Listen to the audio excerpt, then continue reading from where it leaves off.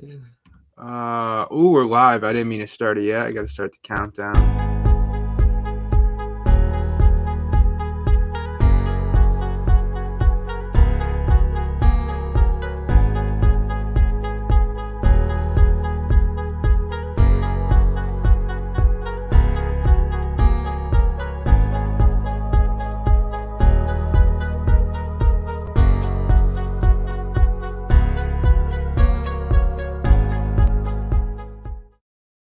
All right, boom. We're back. We're live. Episode 30, MMA Complete. This is episode 30. 30. 30 for 30. Yeah, 30 for 30. You really are. I don't think. You know what? No, I did miss I one. think the first one I did was with Matt, and that wasn't with anybody. So you're like 29 for 30. It's like 98. But That's like 96%. I got a couple in the football department too. So. Right. Yeah. Okay. So thank everybody for joining us. It is. The fuck is it today? It's February 4th, 2021. We're now 11 days removed from the Conor McGregor pay-per-view. Fucking February. And we're only 9 days out from the next pay-per-view. Pay-per-views are coming every 3 weeks now. I know. It's kind of crazy. It is. It's 3 weeks. Every 3 weeks we got pay-per-views.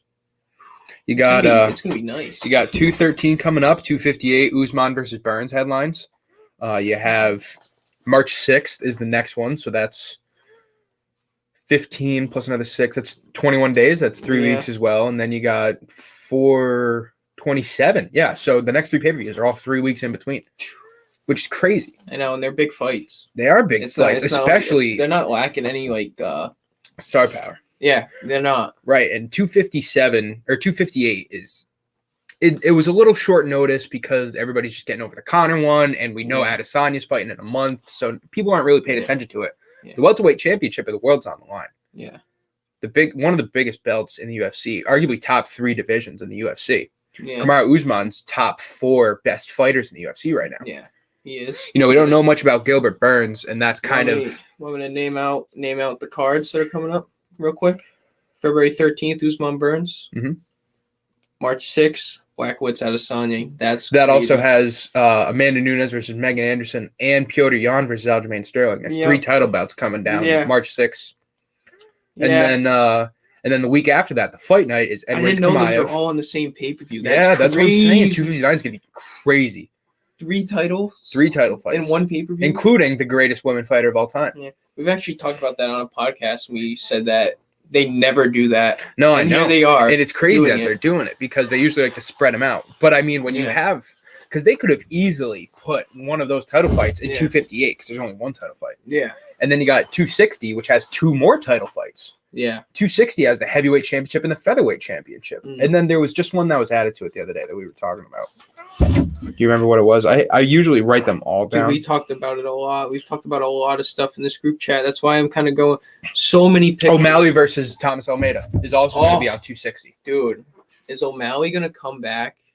Can he come back? He could have power like Chimaev. So we're going to talk about this not so much because we have so much longer to go. I know. So I don't want to talk about it too much, but right now I'm going to tell you that I think O'Malley's going to win. I think he's going to win too. I will describe to you why in a little bit later and as we go on in the next couple of weeks. But right now we're focusing on not only UFC 258, which is coming up in 9 days, but UFC Fight Night 184 between Alexander Volkov and Ortega's fighting for the Alistair Overeem.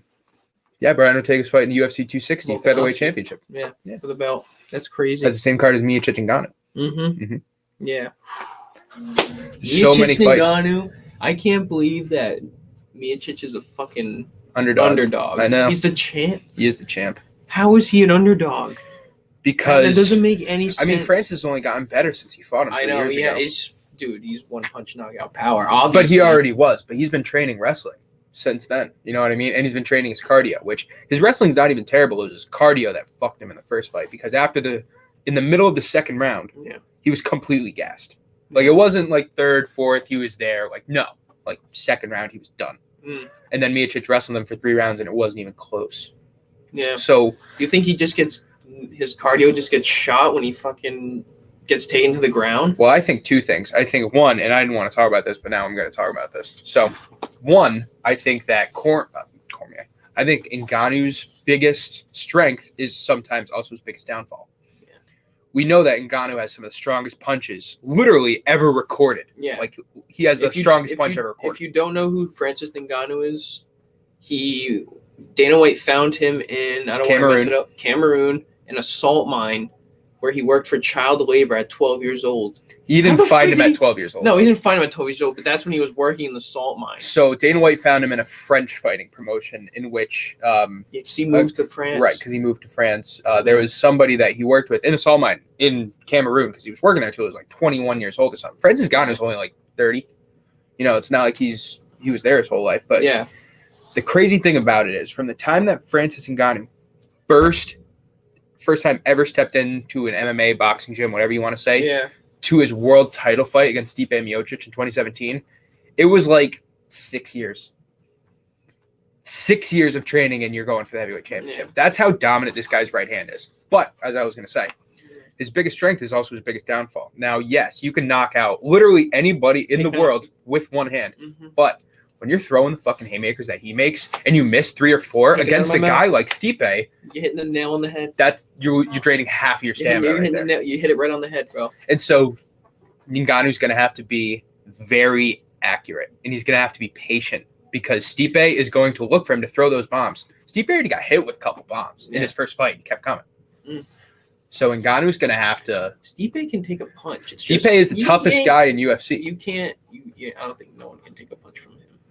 I think Stipe can. I don't think Stipe can take more than 3, but I think he can take one. If he misses one of those haymakers and Stipe sees an opening for the takedown, he's going to fucking get it. Absolutely. Stipe is going to have 5 takedowns in this fight. He's going to get it. Right. That's why we usually talk about like if they're going to win, how are they going to win? This is one of the most clear examples I've seen of if it's a stoppage, Ngannou wins. If it's a decision, Miocic wins. Like that's almost guaranteed. You don't think Miocic stops the fight? Submission? I totally can see him do it, but I don't see him doing it in the first 3 rounds. So what? He's been training 6 years? It's now more like 10. 10 years? Okay. And how long do you think he's been training wrestling for? 8, 9. Like really training hard? 5. I would say after the loss. No, like I'm sure he did it before the loss. I'm sure like once he got top 15 in the heavyweight, he started really training. I think that first fight, he kind of was like, holy fuck, like I'm out of my element. But he's so wild too and unpredictable, and that helps him because he's a guy like Stipe. 0-2? Who? Against Stipe? 0-1. 0-1. Okay. Continue. That fight, I've talked about this before, but that fight happened in January of 2017, and I went to it. It was at Boston, TD Garden. It was Miocic Ngannou, and in the co-main event, it was Daniel Cormier versus Volkan Ozdemir. Oh, that's sick. So I got to see Stipe absolutely dominate. Come back to Boston, please. Right. Please get those media. All right, so let's talk a little bit about. Do you want to talk about 258 first? Or do you want to talk about the fight night? Let's get the fight night out of the way. All right, cool. I got to get rid of all these pages. If anybody watches Titletown Throwdown, go check out the podcast we just recorded. Me and a panel of the other hosts at SFB and RI just talked about the Super Bowl, and I was the only one that said the Chiefs are going to win. It was 4v1 Buccaneers. 4v1? Everybody said that the Buccaneers are going to win. In there? 2 people. It was 5 of us. 2 people live in Tampa, and so they're going to pick them. Yeah. Ron is like the biggest fucking Tom Brady bandwagon homer. I didn't mean that. Ron is really a Tom Brady fan, and so he likes the Bucs, and so he picks them. Ron, I'm with you. And then Nick, after everybody, he's like, I guess I'm going to Tampa. Like I was the only one that was like, nah, Chiefs gonna fucking win. That might be a bandwagon. That's peer pressure. It might be peer pressure. Yeah, peer pressure. It wouldn't be. Yeah, you think I'm gonna be surprised if the Chiefs win? So go check out Titletown Throwdown that we just recorded. That was a really good debate. It was a lot of fun. We were joined by it was me, Nick, Ron, Ruth, and Coach. So that was a good time. Coach Morgan. All right, so we got 3 good fights coming up this weekend, and they're all right there. Yeah, I know. I like the co-main event interests me more than the main event. Really more than the main event? A little bit. So the co-main event is a top 5 matchup in bantamweight. Corey Sandhagen's 2, Frank Edgar's 4. That's a very intriguing.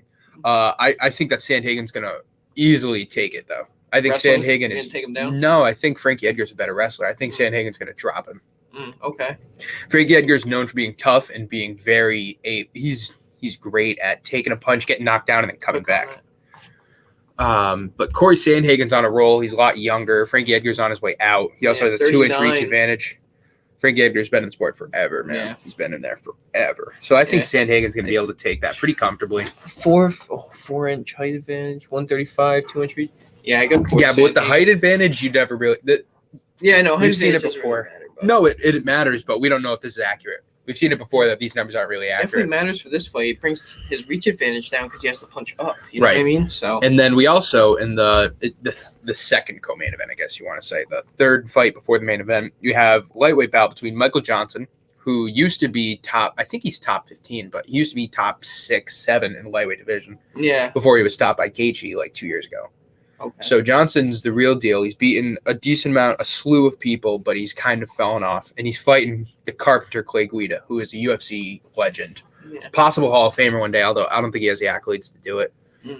He's old, so his ability to take a punch is not what he used to be, which it used to be fantastic. Yeah. I think that Michael Johnson is going to knock him out in the first round. Yeah, I think he has enough UFC experience because that matters a lot, dude. Someone that doesn't have a lot of experience and they face a veteran like that. Johnson also has 3.5-inch reach advantage. Yeah, that's big. He's a puncher too. He is. He has a lot of torque on his punches. He's able to just get those hooks where his body goes first and then his hip, like he had a pretty good year last year. Michael Johnson? Yeah. I can't even remember who he fought, but it wouldn't surprise me. And then the main event, we got Alistair Overeem versus Alexander Volkov. This fight really intrigues me. Volkov is much taller than Overeem. It's like a 4-inch height advantage, but the reach is even, which is something that Volkov probably is never used to because he's probably used to having the reach advantage almost every time he fights. Yeah, I got Overeem. I'm just going to say it straight out front. I really got Overeem. I don't know, man. I think I probably would take Overeem too. I'd probably take Overeem too. But Overeem has been knocked out like 3 times in the last 3 years, and he hasn't got knocked out. Matter. In his last 2 fights. He hasn't got knocked out. And one of the fights he did get knocked out was by Francis Ngannou. But Overeem is like he's 40 now. Volkov's 32. Volkov's on the rise. Overeem's kind of on his last push for a title shot. Like it could go either way. And honestly, I see it going to a decision. But it's a 5-round. That's heavyweight. I don't think it goes to a decision. I think it does. And then I think in the 4th and 5th round, you're going to see a lot of clinch work from Overeem because he's a Muay Thai specialist. He came into Pride like 15 years ago being like the best Muay Thai fighter in the world. Yeah. And then I think he just clinches him up, holds him down, and that's how he wins the championship rounds. They're going to be gassed. Yeah, I think they are. And I would say Overeem gasses out before Volkov, honestly. But that's just me. Maybe. Age in that. Age is a big factor. Especially with cardio. Obviously, I mean, Overeem is going to be at the best shape possible. You can say that for sure because he's been fighting for literally like 23 years. Yeah.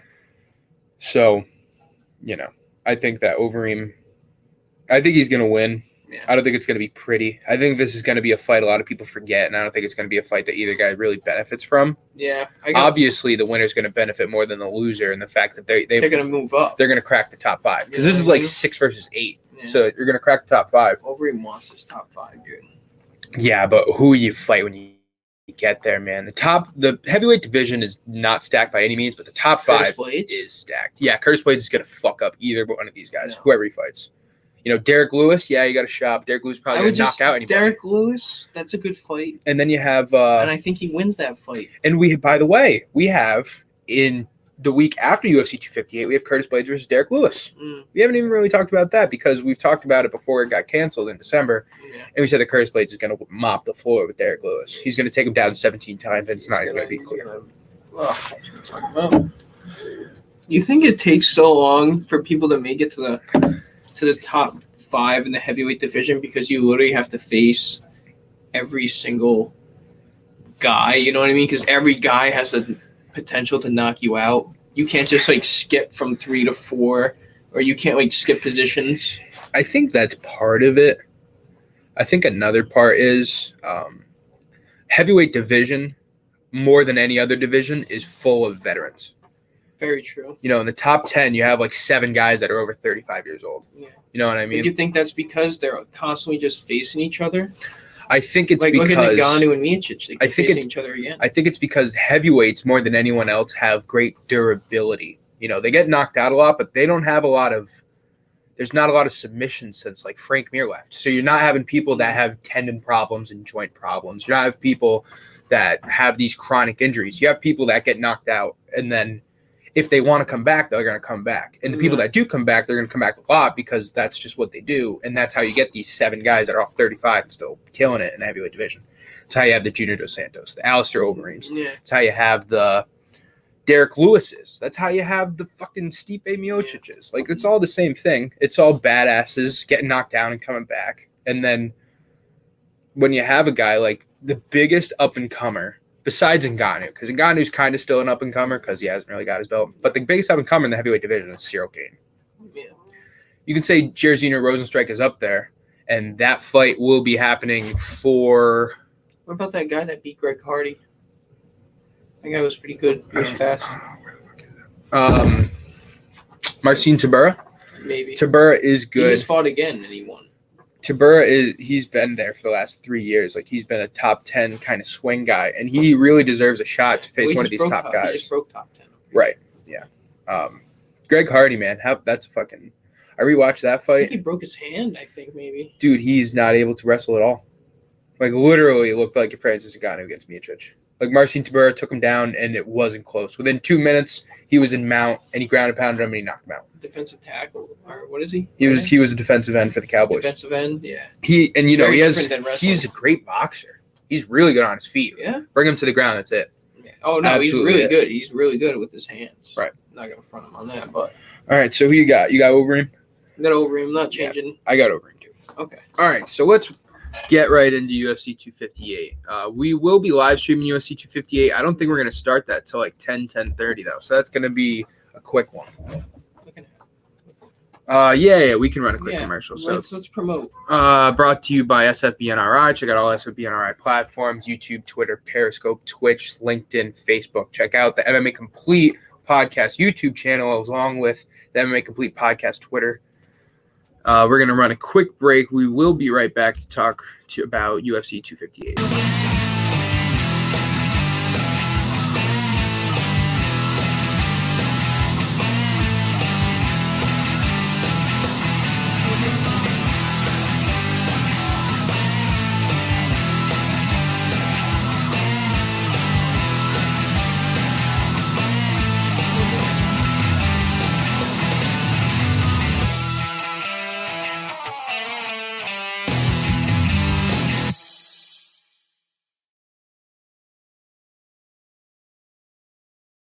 All right, UFC 258 coming to us live in 9 days. That will be February 13th. Main card starts at 10 o'clock p.m. Eastern time. We're going to be live streaming it right around then because I got to work that day, so I'll be coming home around 7. What would be dope is if we could live stream it at Locals. It would. Here's the problem. UFC charges bars a lot more than it charges exclusive accounts. Exactly. You can just... We'll talk about that. No, Locals would never pay for it. No, you can just sign into your fucking. Technically, I could, but that's like a federal law. No, I'm just saying, like it is. Like I don't think they would ever do it. No, it's only illegal if you get. Right. Yeah. So UFC 258 coming to us live 2:13. That is headlined by the welterweight championship. Kamaru Usman versus Gilbert Burns. Both men are training partners. Both men have been sparring with each other for like 7 years. That's crazy. Kamaru Usman, obviously the champion. He's ranked number 5 right now, I think, for pound. Yeah. And Gilbert Burns is number 2 ranked welterweight contender in the world. Yeah. Moved his family out of changed their whole fucking lives just to train different and not be with this guy. And it was might lose. And it was out of respect. Like, it was totally out of respect because Gilbert Burns, I guess, was there first. Like, Kamaru Usman, like, Gilbert Burns has been training at the same gym for, like, 14 years, and Usman, like, 8. But obviously, Usman's better, and he became the champ quicker. And so, when it came down, because you can't have 2 guys training at the same gym that are going to fight each other. You just can't do it. Yeah. So when it came down to who's going to leave, Usman was like, yeah, I guess I will. And a little bit of it, I'm sure, is like move fucking so far away. Well, if you wanted to figure it out, you figure it out. Right. And I think so I think that move doesn't happen unless he kind of wanted to anyway. You know what I mean? Yeah. Like, if he wanted to, he could have just moved to a gym like 10 miles down the road. That's what I mean. You can still get the same atmosphere in that gym. Right. And I don't know anything about the gym he moved to. I don't even know anything about the Build gym his that own he works gym. at now. But like, that's what they do. They have to go to another gym. Hey, if he wants to take it that serious, right? The more pleasure to me, dude. I think it's gonna be a great fight. And so both of these fighters have been training for this fight for a little more than 4 months now, because this fight was originally supposed to happen in December. Supposed to happen on the first card in December. Yeah. Davison December Figueiredo versus Alex Perez. 12th, right? December 12th? Something like that, yeah. I think it might have been the 4th. No, I don't know. It was supposed to happen at UFC 255, not Figueiredo Moreno, Figueiredo Perez. Yeah.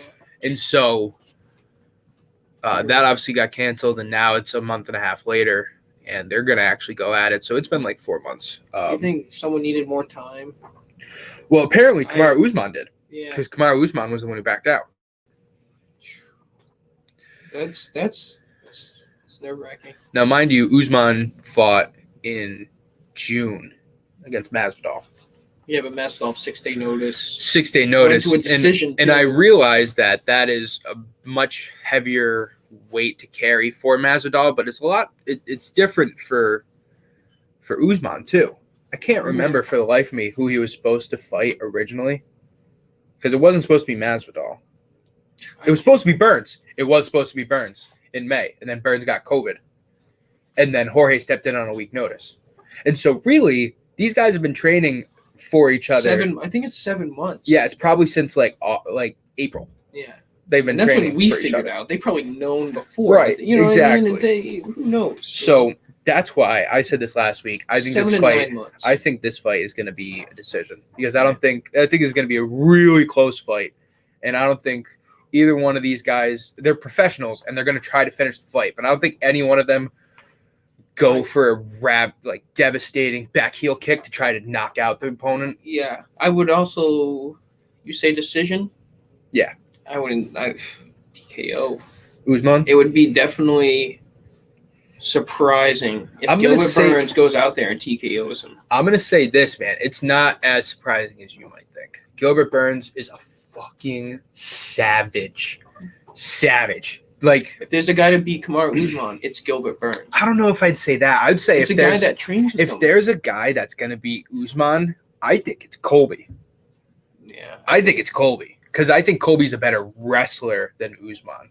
Yeah, Burns. We saw what happened, dude. He broke his jaw. He did, and Usman's better standing.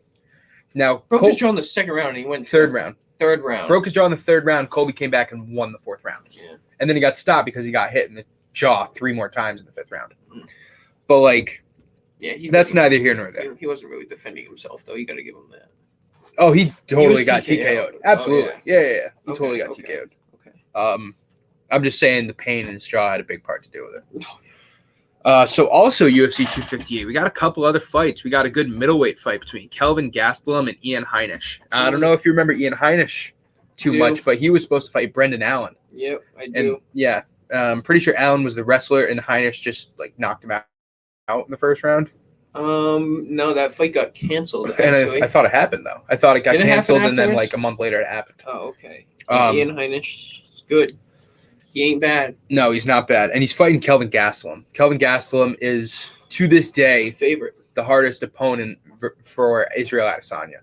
Kelvin Gastelum dropped Israel Adesanya and won 2 rounds against him. Yeah. So Kelvin Gastelum, no slouch.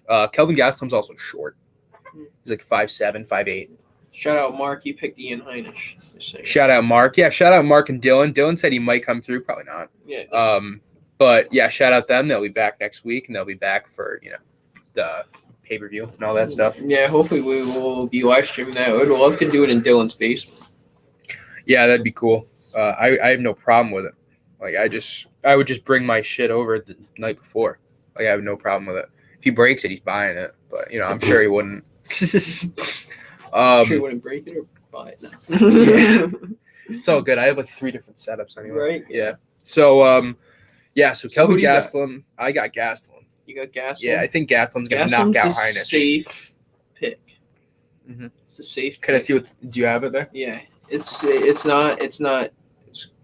pretty. Yeah, that's what I would expect. Yeah. I would honestly give. I would a lot have of props to Gastelum, honestly.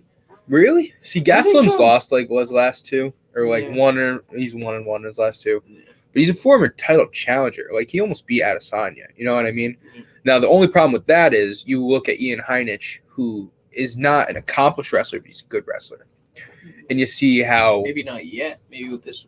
Right. I wouldn't even say with this win.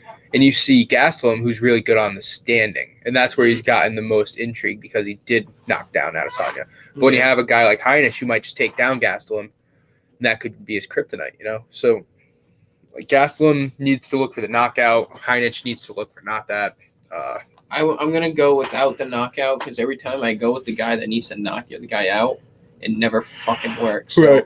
Ian Heinich, because it's more diversity than something just a one punch. Absolutely. So we also have Pedro Munoz versus Jimmy Rivera, bantamweight bout. This is a pretty highly ranked bantamweight bout, if I'm not mistaken. I'm pretty sure Pedro Munoz is like 6 or 7, and Jimmy Rivera is pretty close to him in the bantamweight division. Interesting. Bantamweight division is starting to get a little bit more notice. It is. There hasn't been a lot of fights lately over the last like 3 months of bantamweights, but I think it's getting more notice with this fight coming up this weekend. the Sandhagen Yeah. Edgar, I think that's part of it, but I think that Well, people when a really- division catches fire, especially like you saw the lightweight, like we just saw a bunch of lightweight fights. We're not going to see any big lightweight fights for 3 months. Yeah. Like that's what happens. Bantamweight had some good fights because they had Aldo Moraes, they had Jan versus Aldo a little bit ago, and now we see Dillashaw's coming back and Garbrandt's going to be coming back, and so you got all these guys, and so in the next like 3 months, there's probably going to be a slew of bantamweight fights. Yeah. TJ Dillashaw, dude. TJ Think- Dillashaw. would it- All right, so real quick, I just want to say Munoz is 8 ranked bantamweight, Rivera's 9. Okay. So it's close, It is very close. obviously. What were you just saying? TJ Dillashaw. TJ Dillashaw, is it disrespectful the Yes. way that he went out and the way that he handled it in press conferences? Is it disrespectful if he gets a title shot his first fight back? But does he deserve it? Because he is still a good fighter. I don't know if disrespect is the word. I don't think he deserves it. There's 2 reasons I don't think he deserves Is it. it because he's disrespectful? No, Okay. I don't think disrespect. I think it's disrespectful to the fighters. I think being disrespectful, if anything, gets you a title shot quicker in this business. I really do. I think that being a loudmouth will get you to the top quicker. I don't think that's his problem at all. Connor. Well, for anybody. Look at Colby. Like, Colby did the same exact thing. Yeah. Colby was nothing, and then he started talking about Trump and wearing suits and wearing the MAGA hat, and then he got a title shot in like 3 months. He deserved it, but he wouldn't have got it without all that shit. You think so? Yeah, I do. I don't know if I don't And it wasn't really 3 months. It was more like 8, 9 months. But anyway, to answer your question, I don't think TJ Dillashaw gets a title shot. He hasn't fought in 2 years. That's 1. Number 2, he got knocked out to lose his title the last time he fought. Number 3, he was on drugs. And not even John Jones can get suspended for drugs and come back to get a title shot. He had to fight Ovince St. Preux. Yeah. Yeah. Very true. So I think that TJ Dillashaw gets a fight. I think it's a top 5 fight. I think he could fight a guy like Corey Sandhagen. Or That would be a great I think matchup. But Corey Sandhagen's ranked what, 2? 2. Yeah. And I can see him Top getting 3 that fight. fight? I can see him getting that fight. So 2 fights and then title shot. So No, 1 fight. I think if he gets a top 5 the second win, fight would be for the title. That's Yes. what I mean. 2 fights. I think that Total. TJ Dillashaw will, in April, fight Cody Garbrandt. That's what I think is going to happen. I think that Garbrandt? both fighters are saving themselves So for there's that Cody fight. Sandhagen and Cody Garbrandt. Corey Sandhagen. Corey, okay. That's Cody what I'm getting Garbrandt. Okay. I also think that Corey Sandhagen is up next for the title shot. You know, so when either Jan or Sterling win, I think that Sandhagen will up next. Well, you think he's winning this? I do this think he's fight. going to beat Yeah. Edgar. And And if he doesn't, then I that'll think- put some monkey wrenches in it. I think he is going to be Edgar too. That being said, if Jan loses, it's very realistic that Jan gets a rematch because, there's a lot of good fighters in that division. But when you have a division like that where there's like 4 good fighters and they're all kind of unknown, Dana White usually likes to pick his guys. He picked Petr Yan. That's his guy that he's representing, that he's trying to make big for the division, even though you don't get a lot of media press for him. Like, he was ranked 7th when he got a title shot. Like, he was 4-0, and now he's 5-0 because he's only had that one title fight. Yeah. So if Sterling does beat Jan, which I think he will, I can see Jan getting a rematch because White's like, no, like, he deserves it. He's one of the best. Like, give it to him. So it might be a while. Anyway, yes, I could see a rematch. You think Sterling's going to win? I do. I think Sterling's going to win. I really do. Sterling is a much better wrestler, and Jan's better on the feet, but Sterling has like a 4 or 5 inch reach. Yes. But Sterling has like 4 or 5 inch reach advantage on him. Jan's the better striker. I can't remember who I picked last week. I'm pretty sure I picked Polish Power. But that 5 inch reach advantage in that type of division is big. It's huge. It's huge. Huge. Mr. Gerard, huge. Yeah. Ray Road. Huge. Ray Road. It's kind of 4 inch reach advantage. 4 inch. Gives a fuck. That's right. You know what I mean? I think decision. No. No. I think it's going to be stopped by submission or knockout. Yeah, submission would be interesting. I don't think Petr Yan's. Now, how does Jan win this fight? Knockout. You think knockout? Yes. Jan's won like his last 4 fights by knockout. You can't do that every time. You can't do that every. Well, you can't. You can if you're Francis Ngannou. You can right up until you can't. But that's the thing, dude. I know it's like it doesn't look great, but he is the fucking Ngannou of this division. He's small and he's compact, but he will knock your lights out, dude. He knocked out Uriah Faber, knocked out Jose Aldo. He knocked out Thomas Almeida. Look at Michael Chandler, dude. Compact, 5'7", yeah, ton of power. Right. Good wrestling. Khabib. Watch out. Yeah, watch out. I feel like this is the one podcast that we cannot talk about the lightweight and get away with it because I don't see anything coming up with the lightweight division. Nah, it's kind of like it's not dead. There's a whole bunch It's not dead by any means, right? But it's dormant. The fights just happened. Right, it's dormant. It's dormant for at least another 3 months. I would say not 3 months. I would say there's a good month before we hear anything scheduled. And I think we're not even going to talk about it. We're not even going to talk about it. No, we're going to see a lot of people at 170. I think we will see. I think we're going to see a lot of heavyweights. We're going to see a lot of heavyweights. Nate Diaz just tweeted the other day, 170. Yeah. Nate Diaz wants to fight Tony. I want to see that. I would love to see that. Love to see that. I'd love to see that shit. I'd love to see that. That is a great matchup. I think Nate can go on the ground. I'm pretty sure Dana said something about Nate Diaz and Dan Hooker is what he's looking at, which I wouldn't mind that either. Nate Diaz all day. Maybe. All day. Dude, Dan Hooker looked like a deer in the head. Nate Diaz. He looked out of his element versus a guy that's never fought in the UFC. No, Nate Diaz doesn't have the power that Chandler has, though. He's got the fucking chin, though. Probably has better precision than Chandler, but it's going to take him way more than one fucking hook to knock out Hooker. He's not knocking him out. But here's the thing and where we get clouded. Because, yes, Hooker looked bad against Chandler. But when you think about that in June, Dan Hooker went 5-round split decision with Poirier. Who? Dan Hooker. With Poirier? Yeah. 5-round split decision. Different fighter. It is a different fighter. Not different fighter, different style, different. It's not too different of a style, though. Style, it is a different style between Chandler and Poirier, but for how Chandler fought, because he didn't even go down to the ground. He stood up and he stood toe-to-toe, which is what Poirier would do. Not really. He kind of... I got it completely different. Dan Hooker was backing up and Michael Chandler came at him. Right, which is what Poirier would do. No, he didn't do that in the McGregor fight. Yeah, it's because McGregor is more of a... He would push the pace more than Poirier would. But Poirier would push the pace more than Hooker would. That's what I mean, different styles. Right. But Chandler, yeah, it is different styles. But Dan Hooker's no slouch. He just got caught. No, not. Dude, he was ranked 5. Right. 6, right? 5. And now he's ranked 8. I think he's ranked 8. He's lower than Tony now. Oh yeah, Tony. Well, dude, Tony's like 6. Yeah. Connor's like 5. No, Connor's out of the top 5. Is he? Then He is. Tony's Connor's 5 7. and Connor's 6. Tony's 5. I think because I'm pretty sure Dos Anjos is 7, and I'm pretty sure Dos Anjos is right under McGregor. Okay. Yeah, I'm pretty sure that is how it is. So we got Tony 5, Connor 6. Yeah. Dos Anjos 7. Hooker at 8. Now Nate Diaz isn't even on there, huh? No, Nate Diaz wouldn't be on there. Is he on 170? No. 170 is right here. Yeah. Huh. Tyron Woodley's still at 7.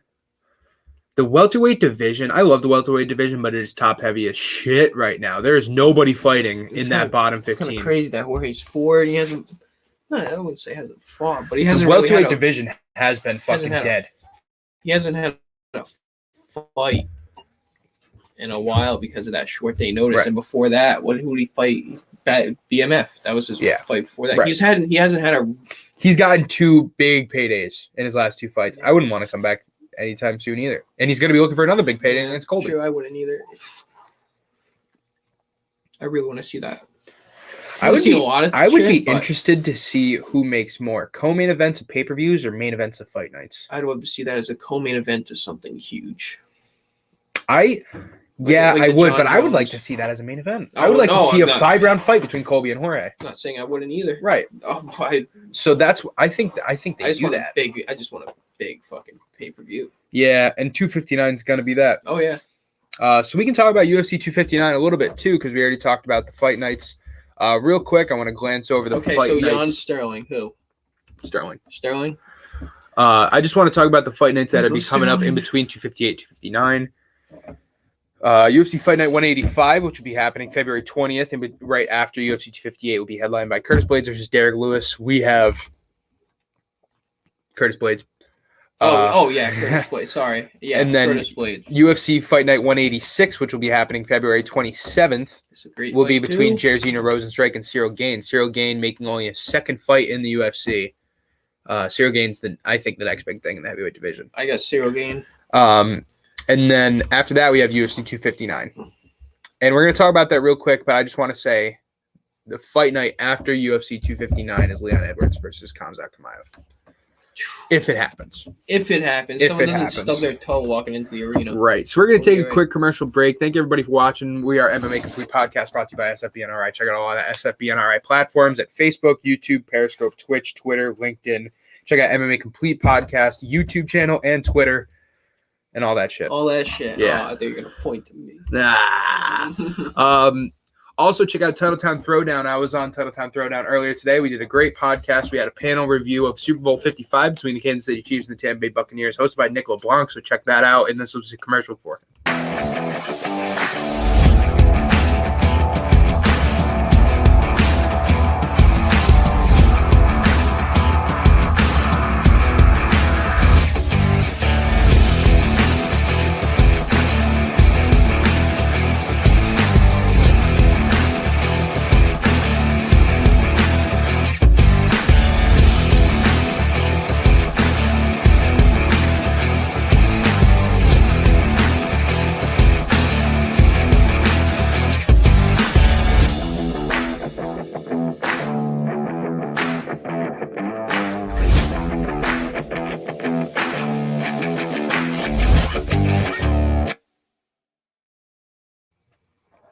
Boom, we're live. Boom.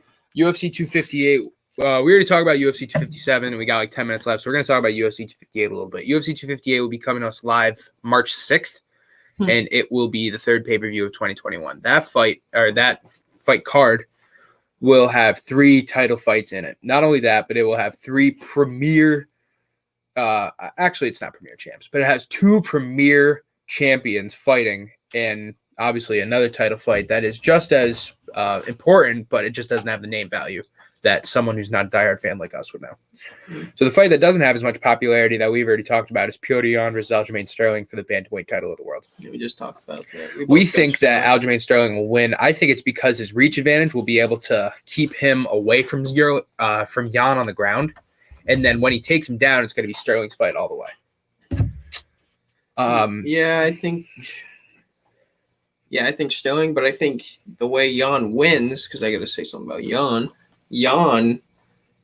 that Polish power, and because he doesn't have that reach advantage, if he rushes into him and he backs him up against the cage, yeah, if Jan lands a good uppercut on Sterling, it would be an easy TKO. You know what I mean? So anything could happen, but I'm gonna go with the reach advantage. In the next fight, I'm curious to see who the champ has to be the favorite.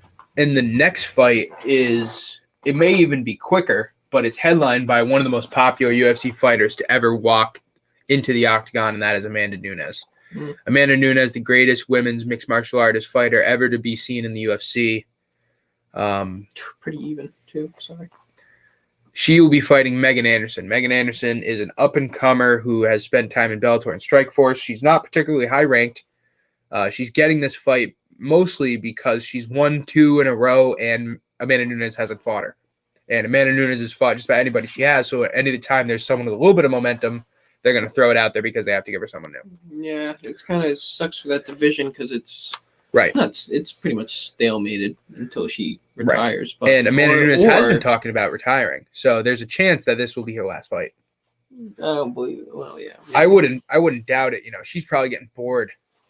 Oh, 100%, dude. It's like, okay, I gotta fight this girl this week, and I'm gonna kick her ass. Yeah. Every time, and maybe knockout. She hasn't lost in 9 years. That's boring. It gets boring winning all the time. You're not really working towards anything. Right, and that will be for the women's featherweight championship. Nunes, obviously, the champ, women's bantamweight and featherweight champions. That'll be for the featherweight champ. Up two. And then you get to the main event. And we haven't talked about this matchup yet that much, and I love it because that means we're going to be able to dissect the crap out of it. Israel Adesanya will be challenging for a title. He'll be challenging for the light heavyweight title. Yeah. And he's looking to become only the 4th champ in UFC history. Doing it quick. Yeah, he's quick. Doing it in the same amount of time as McGregor almost, no? Right, he really is. He will be fighting the light heavyweight champion, Jan Blachowicz. That will be happening March 6th. Main event, UFC 259. Who do you got? Adesanya. I got Adesanya too. Dylan is the only one that has Blachowicz. Now, Blachowicz is the best kickboxer Adesanya's ever fought in the UFC. Blachowicz also has a lot of power, not only in his kicks, but in his punches. This is going to be a stand-up war. This is going to be a war that's going to be interesting for a couple reasons. Probably most notably the fact that Adesanya is going to come into the ring 20 pounds heavier than we've ever seen him. He could be out of his fucking element. He could be, but he might. First fight on a high roll. Yeah, but Jan Blachowicz is the guy to do it against because Jan Blachowicz might be the worst light heavyweight champ we've seen in 20 years because, we haven't seen any other light heavyweight champs since Daniel Cormier and John Jones in the last 10. Yeah. But Jan Blachowicz, respect to him, he knocked out Dominic Reyes. Besides that, it's pretty much Sean Jones. Wait. Yeah, Daniel Cormier is the only other guy to hold the title. Yeah, for what? Oh yeah, 8 months, 9 months, right? When John Jones was out, and it was the interim belt, really. Yeah. And so Blachowicz, all fairness to him, he knocked out Dominic Reyes, who was the number 1 ranked guy. Dominic Reyes is a tremendous talent who went 5 rounds. John Jones. Jan Blachowicz is 39 years old. Jan Blachowicz had his first ever title fight in that fight, and he knocked out Reyes. Yeah. Jan Blachowicz is something like 5-2 in his last 7 fights. Before that, he was like 10-5. Like, he doesn't have a tremendous record or anything like that. He's on a heater. But he's the guy right now. And Adesanya was like, well, I guess I'll take my shot. And we could say a bunch of things about how Adesanya should have stayed at home and defended his belt against Whitaker, which is what I think he should have done. See how many else Whitakers have? We can also say how we haven't even mentioned the biggest victim in all this, who probably is Glover Teixeira. Glover Teixeira deserves a title fight after just absolutely wrecking Thiago Santos. Glover Teixeira is on a 5-fight win streak, 40 years old. Yeah. And Dana White was like, we're going to give it to Adesanya. Yeah. So Glover Teixeira is waiting in the wings. That's what I want to talk about next. Like, I'm surprised that he already made this fight himself. Like, who? Adesanya. Yeah, Adesanya absolutely did. Adesanya is... Like, John Jones is doing the same thing, but he's been in the league for... So there are guys that are technically in the UFC who aren't really in it right now. So we have to group them in a different category. So we're going to say for the people that are actually active in the UFC, we're going to say people that have fought 3 times in the last 2 years. Yeah. Adesanya is the most popular. I think he's the most popular guy in the UFC right now. Other than Conor? Well, Conor's fought twice in the last 2 years. Yeah. But right. Well, that's what I mean. Maybe? No. Well, he's a hype train. Adesanya is more popular. No, I know. Adesanya's more popular. And then you have the guys like John Jones, like Conor McGregor, Khabib, GSP, Gaethje. Like the big Gaethje's another example. Like the big guys that are hugely popular, but they're not as active. No, I wouldn't say. I wouldn't throw Tony up there. So Adesanya is the biggest active, popular guy in the UFC, and so what that guy wants, he gets. And that's why the fight was made. And that's why John Jones is going to fight the champ. Yes. Whoever wins versus Stipe Ngannou. Yes, that is another thing. We talked about that last week. But UFC 260, which will be happening March 27th, the winner of that will be fighting John Jones at some point in 2021. Can't wait, man. You think it could be? No. Yeah, no, 2021. Yeah. It could be 2022. I'm thinking it's like September, maybe October of 2021. Dude, John Jones has wasted so many years, man. He's wasted so many years, almost half a decade, dude. Well, John Jones last fought it's almost a year. Yeah, but I'm just saying if it goes until 2022, be like, bro, this guy's lost so much time in fighting from leaving a division. Right, but he has getting caught twice. But he can do whatever he wants. Suspended. I know, but I mean, he could have made more money, but he's made a lot of fucking money. A lot of money, better record, a lot of money. I know, and he's got a lot of title defenses too. Imagine if he didn't. Most title defenses. He might be tied with GSP. No, he's got one more. Does he? Or okay. A couple more than GSP. I don't think it's a couple, but it might be one because I'm pretty sure last time I checked it was 14-14, but that might have been before the Reyes title fight. I think if 20 is just a number, man. It's like John Jones is 26-1. Technically, 26-1-0-1. If he goes up to heavyweight and runs that division, dude. Imagine if John Jones imagine if 2021 and 2022 John Jones has like 3 heavyweight fights and he wins all of them. He beats Stipe and then he beats Blades and then he beats Ngannou. And you're just like, what? You're like, that Blades fight is sick. And we've talked about this for months. That's the dark horse. But here's the thing. I think John Jones just knocks him out. I think he's like, fuck it. I won't even go on the ground then. I'll just knock you out. Who knows? He's got to go through Ngannou first. He has to go through the champ first. No, I know. He has to go through Ngannou. Even that's Joe Rogan's fight. I would love to see. It absolutely is. I've been talking about this for like 2 years, dude. If there was one fight that I would pay to watch, in person, it would be John Jones and Ngannou. In person? In person. Bro. Just because I would be looking at it, I'd be like, holy shit. I know. I'd be like freaking out. The only other fight that is comparable to me in that type of manner is, do you remember a couple years ago when Floyd was talking about maybe coming to the MMA? Yeah. Do you remember that? For like the smallest point, he was like, he had that video where he went into a ring and he did that. There was talks about Floyd Mayweather versus CM Punk in the UFC. And that's the only other fight that I was like, bro, I got to watch that. Not because I care or because it's a good fight, just because to see those two guys in the ring, it's like, in a cage. What the fuck? It's like, what? It might be bad for the sport. What? It might be bad for the sport. It would absolutely be bad for the sport because Floyd Mayweather would have an MMA win. And that is, you would never want that. Oh, he'd fuck him up, dude. Well, CM Punk's going to try and take him to the ground. Right, but Floyd would land one punch and CM Punk would probably get knocked out. Yeah. Or he might break his hand. It's a little small. Yeah, that's a good point. It's a very good point. So small I want to hands. say Floyd is a welterweight, and they use 12-ounce gloves. Might be 14. And in the UFC, it's like 6-ounce gloves. No. Is it? I thought it's like nothing. Well, I thought it was like it's like half of what he would use. That's basically I thought it nothing. was like 2 ounce. I don't think it's 2. No, that would basically be like a napkin. They have a little bit of covering. It's only to protect the knuckles, but it's a little bit of covering. I don't know, to It be would honest not with be you. a napkin. 2-ounce gloves, that would literally be like a napkin. No.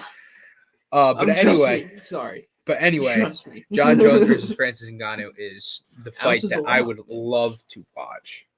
Oh, bro. I think More than Stipe? I Or think no? for 'Cause the sport, it's Stipe. better for Stipe. But Oh, yeah. in my opinion, I would love to watch John Jones versus Ngannou because you're just like, it's the greatest guy ever. It's the best puncher ever. Like, holy shit. John Jones could get knocked out his ass. Like, Jones could get. I'm way more worried about Ngannou beating Jones than I am Miocic beating Jones. I would give Ngannou the better chance. Oh, yeah, I think Miocic loses to Jones. Yeah, I do too. And I think Jones and Ngannou after that fight is just a fucking match made in heaven. And then you got Curtis Blades. Right, and then you got Curtis Blades. John Jones could literally just fucking take over the heavyweight division in 3 wins. Absolutely. 3 wins, and he's like, okay, this guy's the GOAT in this division. Yeah. And He's then like the GOAT in 2 different divisions in now. 3 Like, wins, wow. he could be. It's just great. What does he do after these 3 wins? Ngannou too? Calls out Cormier again for heavyweight? No, absolutely not. Absolutely not. No. You fuck him up? Brock? No. Dude, Brock Lesnar versus John. Yeah, Jones is like, bring the steroids, Yeah. bro. Like, fucking, let's both do Yeah. it. Let's both juice John up Jones and is see taking what a the fuck Coke happens. in the ring, you know what I mean? What the fuck? Dude, Yeah. John Jones is that type of guy. Like, he would be like, dude, do whatever you want. Like, I'm going to fuck you up no matter what you do. John Jones said it to Daniel Cormier. I beat you after a weekend of cocaine. Like, get the fuck out of here, guy. Who says that? John Jones, Frank Mir would be. All right, we're going to so have to nice. leave it at that. I know. We're going to have to leave it at that, which sucks. Thank you, everybody, for tuning in. Everybody who's watching. Thank you, everybody, from Mike to Nick to Austin. Thank you, Mark and Dylan. Thank you, everybody. We will be live next Thursday, which will be February 11th for our final podcast before UFC 258. We'll also be live streaming UFC 258. We're going to be doing that around 10 p.m., so come check that out at MMA Complete Podcast, YouTube channel, and all SFBNRI platforms. For me and Austin, we're out of here. Later. Thank you, everybody.